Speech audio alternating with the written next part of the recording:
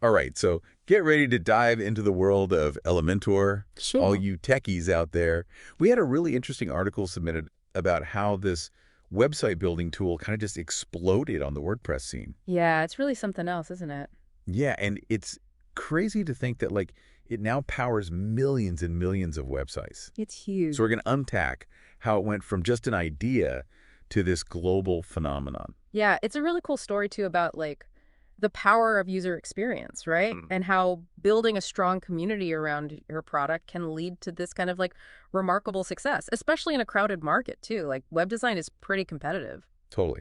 And what's really cool is it all started with a frustration that I think many of you listening can probably relate to.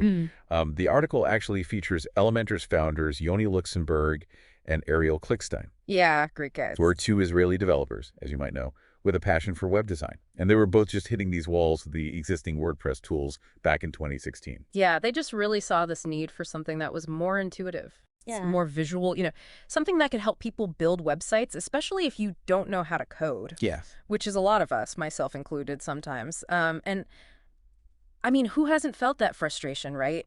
When you're trying to get something, just a basic website off the ground, You're saying. and it's just like pulling teeth. So they were basically like their own ideal customer. Totally. Yeah, they lived it. He understood that pain point firsthand. Absolutely. And so in 2016, they decided to team up and they actually built a solution.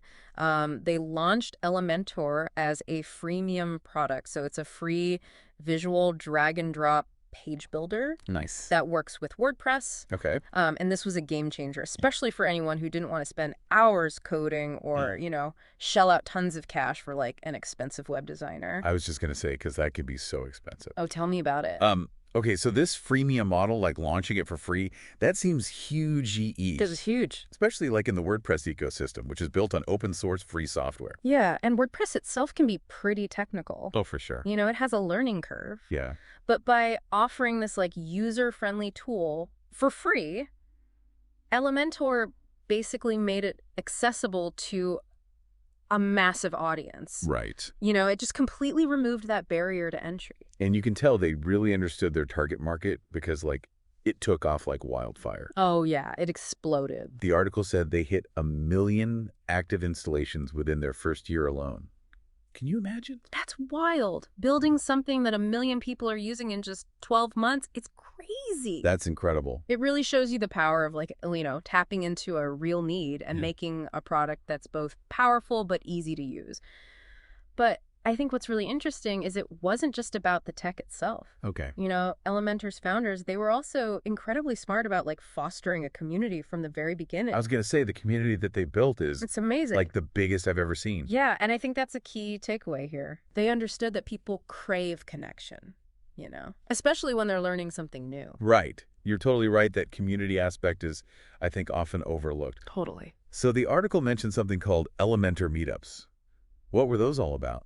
So you can think of it kind of like a big family reunion Okay. for Elementor users. So it was basically these gatherings, sometimes online, sometimes in person, for users to like connect, share tips, troubleshoot, learn from each other. How cool. It was brilliant. It was just a way to foster this sense of belonging and encourage collaboration. Wow. So they really went above and beyond just providing the software. They created a whole movement. They did. But why do you think that community-driven approach works so well? It's like that saying, if you want to go fast, go alone. If you want to go far, go together, right? Yeah, exactly. It's like they totally embodied that. They fostered that sense of togetherness. They did, and it created this ripple effect. Yeah, totally. People weren't just using Elementor. They were like shouting it from the rooftops, sharing their creations, helping each other out. It was like word of mouth marketing, but on this massive scale. And it obviously worked, right? Clearly.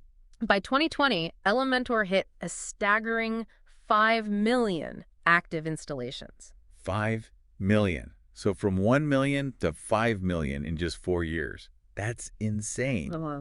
Okay, so we've established that Elementor tapped into this like real need. They created this really user-friendly product, and then they nurtured this passionate community around it. That's a great recipe. It seems like a recipe for success, but let's talk about the challenges because, I mean, surely, like, that rapid growth came with some hurdles. Oh, absolutely. I mean, it's almost like a rite of passage for successful startups, right? They go Right. from this like small team with a really niche product to this global phenomenon pretty much overnight. And as you can imagine, that comes with some serious growing pains. For sure. So what were some of the biggest obstacles that they had to overcome? Well, one of the biggest ones was just keeping up with the sheer volume of support requests. Oh, yeah, I bet. Imagine having millions of users, many of whom are completely new to website building, and they all need guidance. Like, it just put this immense strain on their resources. Yeah, it's like the classic, be careful what you wish for. Exactly. They wanted people to use their product and then, bam, millions of users. That's exactly it. And it's a good problem to have, but a problem nonetheless. Right.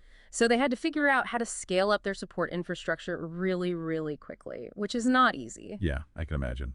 There was definitely a learning curve, but, you know, they seem to have found their footing. They invested a ton in building out their support team, creating really comprehensive documentation, tutorials, all that good stuff, which I think really helped empower those users to find solutions on their own as well.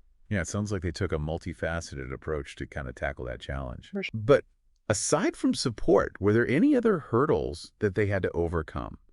I'm really curious about their focus on like being user-friendly, drag and drop, no coding needed. Did that create any like technical challenges, especially when it came to website performance? Because Oh, 100%. That was another major balancing act for them, balancing that ease of use with performance. Because, let's be real, a website can be the most beautifully designed thing in the world. Totally. But if it takes forever to load, people are going to peace out. Immediately. Nobody's got time for that. So Elementor really had to become like masters of code optimization. Wow. They had to figure out ways to ensure that even if you're building this crazy complex site with tons of elements, it still loads quickly and smoothly on the back end. So how did they pull that off? Well, it's pretty impressive, actually. They invested like a ton of time and resources into making sure their code was super optimized. Okay, so like dumb it down for me a little. Sure. So basically, they had to make sure that even though Elementor gives you all these cool features, Right. the way they built those features wouldn't slow down the websites people were building. Makes sense. They even built in tools to help users optimize their own content, like images, for example. Oh, that's smart. Yeah, it's all about finding that balance, you know? Give people powerful tools, but make sure those tools don't end up hurting their website, which is kind of counterintuitive. Right, totally. Makes you appreciate the work that goes on behind the scenes of like, all these tools that we use. Yeah. Because to the user, it's so easy. Yeah. You just drag, drop, boom, you've got a website. It seems like magic, but there's so much going on in the background. Totally. Okay, so they navigated all these challenges, built this incredible community. They made sure that the product is top notch. But how are they actually making money? Like, it's free to use. Right. So how does that work? Well, that's the beauty of this freemium model, right? Yeah. So the basic version, that's completely free, like you said. And that lets anyone get started, experience what it's like to build a website visually without having to pay anything. So it's kind of like a free trial, but like way better. 1,000,000 times better. Because you can actually build something. Exactly. You're not limited. You can actually build a real website. And the thing is, because the free version is already so feature-rich, people start to see the value right away. Yeah, But then, for those users who are like, okay, I need more, they want to take it to the next level. That's where Elementor Pro comes in. Got it. So walk me through that. What does Elementor Pro offer that the free version doesn't? Okay, so think of Pro as like the upgrade package, right? For the people who are serious about their websites. Yeah. So with Pro, you get things like a full theme builder, and that gives you complete control over every little detail of your website's design. Nice. You also get a pop-up builder, which is huge for like email opt-ins, special promotions, things like that. And they even have a WooCommerce builder if you want to start selling stuff online. But very cool. So it's like you're saying, provide a ton of value up front for free. Yeah. And then you've got that paid upgrade there for when people need it. Exactly. You get them hooked, and then boom, you offer them even more. It's smart. And clearly it's working because oh, yeah. The article said they have over 500,000 paying customers. That's a lot of people. It's a lot. And to me, it's like they're not just democratizing web design, but they're like actually building a sustainable business while doing it. They're killing it. Yeah. I'm starting to see why you said this was such a fascinating case study, but they haven't stopped there. They've expanded to other areas too, right? They have. They really listened to their users, and they saw this need for something more, something that was more of an all-in-one solution. And that's where Elementor Cloud comes in. Oh, yeah. I've heard of that, yeah. Yeah, it's pretty cool. It's essentially a hosting platform, but it's specifically designed to work perfectly with Elementor. So it takes care of all the technical stuff, all the behind-the-scenes things that come with hosting a website. And that frees up their users to do what they do best, which is design. It's so smart. It's like they identified a need and then just went out and created a solution. This whole story is really inspiring. You've got these two developers, they experience a frustration, they take matters into their own hands, and they end up like literally changing the landscape of website building. I know, it's really cool. It really goes to show you what's possible with a bit of ingenuity and hard work. Absolutely. And I think a big takeaway here is that they really democratized technology. They made it possible for anyone to create a website without being a coder. Sure. They empowered anyone with an idea, small business owners, artists, entrepreneurs. Absolutely. They leveled the playing field in a way I don't think anyone saw coming. Okay, so as we kind of wrap up our deep dive on Elementor, what's the one big takeaway that you hope our listeners, walk away with today? I think Elementor's journey really shows that success comes from a few things. Understanding what your users need, really committing to innovation and the power of community.